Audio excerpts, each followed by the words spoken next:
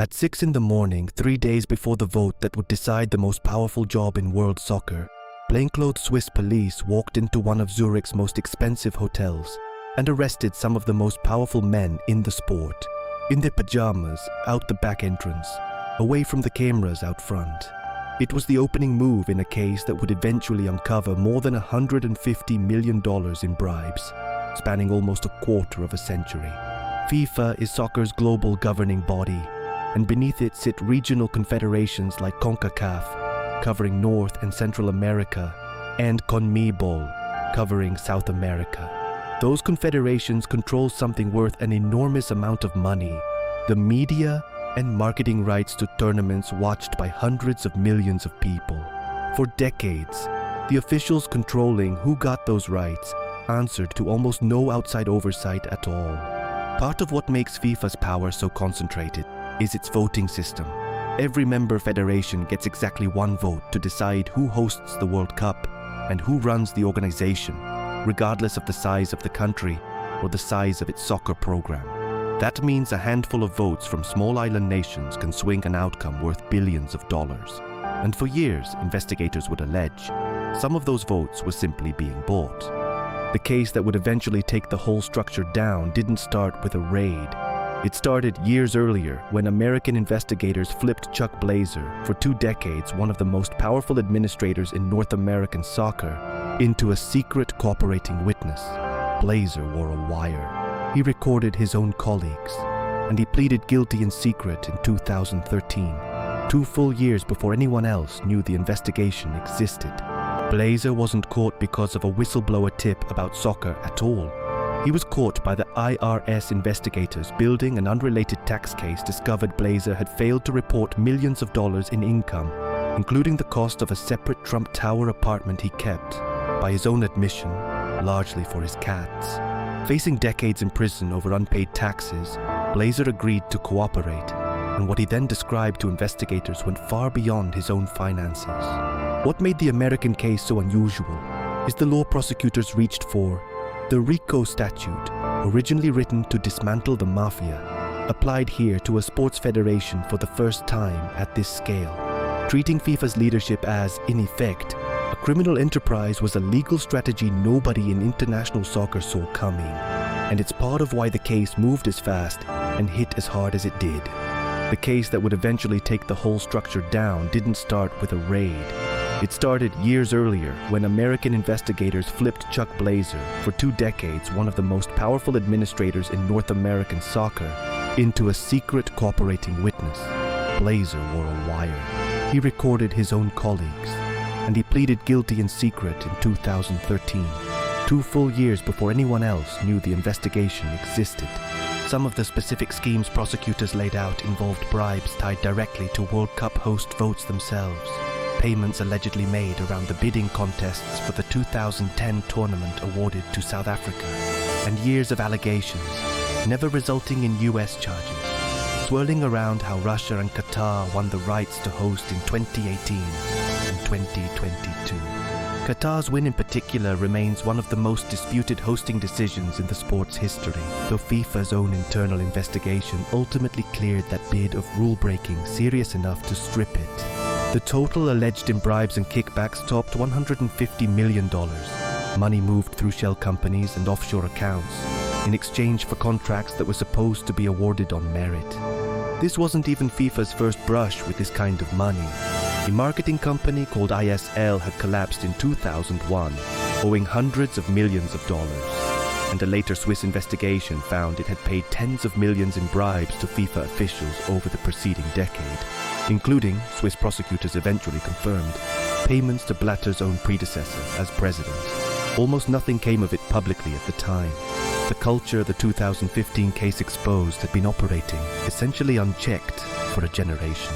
On May 27, 2015, with FIFA's presidential election just 3 days away, Swiss police, acting on a formal request from the US Department of Justice, raided the Bor au Lac Hotel in Zurich and arrested several FIFA and Confederation officials on the spot. It was the moment the quiet, years-long investigation became a global news story overnight, in a detail that made the day even stranger. Swiss authorities opened their own, entirely separate criminal investigation into the 2018 and 2022 World Cup bidding processes on the very same morning as the American-led raid, meaning FIFA was being hit by two different countries' law enforcement at once for two different sets of allegations, hours before its own presidential election was scheduled to happen as planned. The unsealed indictment ran 47 counts, among those named Jeffrey Webb, president of CONCACAF at the time of his arrest, Jack Warner, a former FIFA vice president from Trinidad and Tobago, who fought extradition for years, Nicolas Leos, the longtime head of South America's Confederation. Dozens of individuals and companies would eventually plead guilty or be convicted as the case unfolded over the following years. Jack Warner fights extradition from Trinidad for years, using his position as a sitting member of parliament to claim political persecution. At one especially strange press conference, he holds up a printed satirical news article from a well-known comedy website, not a real news outlet, and presents it to reporters as if it were genuine proof of a conspiracy against him. He remains in Trinidad and Tobago to this day, never extradited.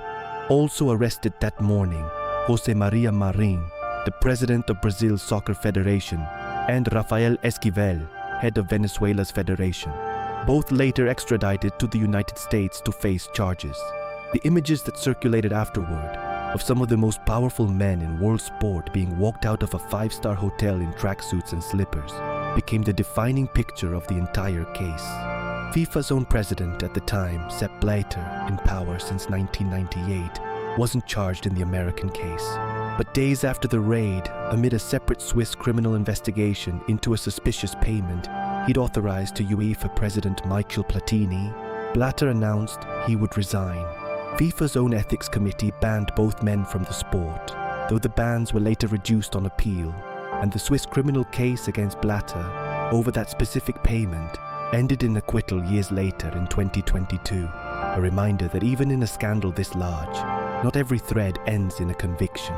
The specific payment at the center of the Blatter investigation was $2 million sent to Platini in 2011, which Blatter said was for consulting work done years earlier, and Platini said he was simply owed. Swiss prosecutors weren't convinced it was that simple, calling it a disloyal payment, but ultimately couldn't prove criminal intent beyond reasonable doubt, and both men were acquitted in the criminal case, even though FIFA's own internal ethics process had already banned them from the sport for years by that point. The reason American prosecutors could bring charges for corruption that mostly happened overseas comes down to one technical detail. Nearly all of the bribe payments were wired in US dollars, and nearly all US dollar wire transfers are routed through clearing banks in New York, even when neither party to the transaction is American.